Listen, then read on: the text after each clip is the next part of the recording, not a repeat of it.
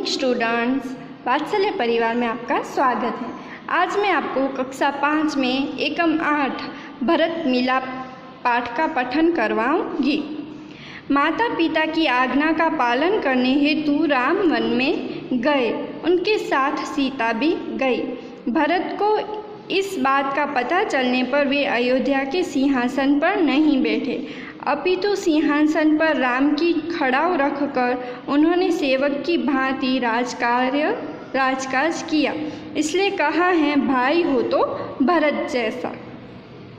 अब माता पिता के आज्ञा से राम और सीता वनवास गए थे।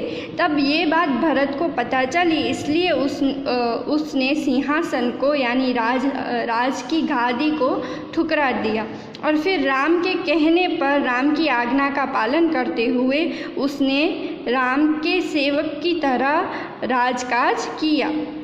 इसलिए कहा जाता है, भाई हो तो भरत जैसा। वन का एक भाग था। कुटिया के बाहर राम और सीता बैठे हुए हैं। पास ही धनुष बाण लिए लक्ष्मण खड़े हैं।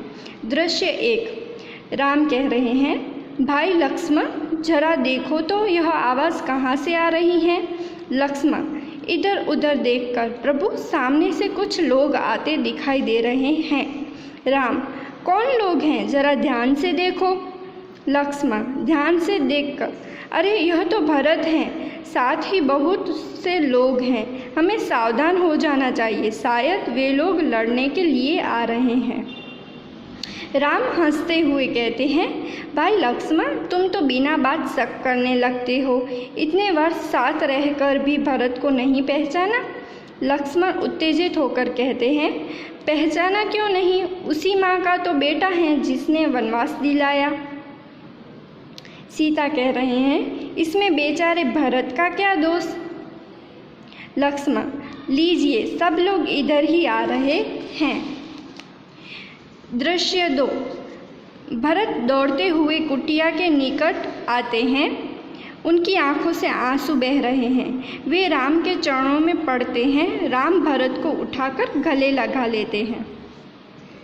भरत रोते हुए, मुझे क्षमा कीजिए प्रभु, आपको वनवास दिलाने में मेरा कोई हाथ नहीं। आप मुझसे बड़े हैं, आप ही को राजा बनना चाहिए। मैं आपको लेने आया हूँ, आप सब अयोध्या चलिए। इन नगरवासियों को भी यही इच्छा है, निराश न कीजिए प्रभु।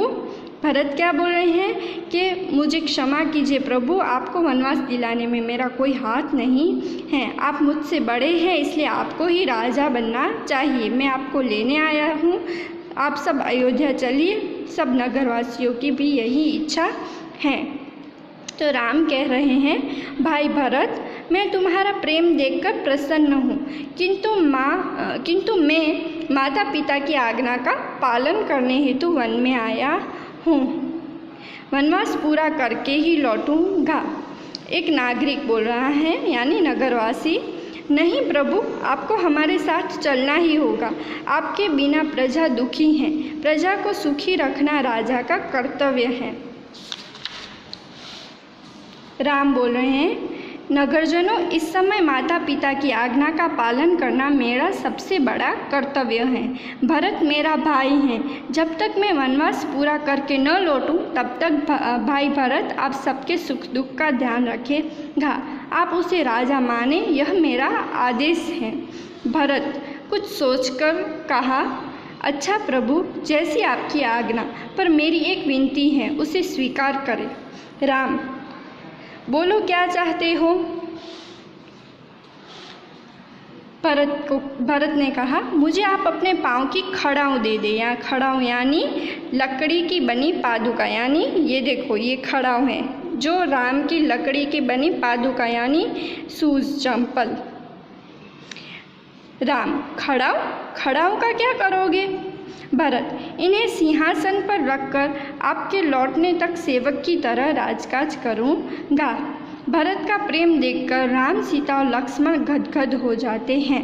रामचंद्र आगे बढ़कर भरत को गले लगाते हैं। खड़ाऊ लेकर भरत तथा नगरजन राम और भरत की जय बोलते हुए विदा होते हैं। अब यहाँ पे कुछ शब्दार्थ दिए गए हैं। कुटिया यानी झोंपड़ी, शायद यानी कदाचित, शक यानी शंका, निकट यानी नज़दीक, चरण यानी पैर, दोष यानी अपराध, कर्तव्य यानी फर्ज, आदेश यानी हुक्म, आज्ञा, खड़ाऊ यानी लकड़ी की बनी पादुका। मुहावरे, उत्तेजित होना यानी गुस्सा होना, गले लगाना यानी प्यार से मिलना, गदगद होना यानी पुलकित होना, आनंदित होना।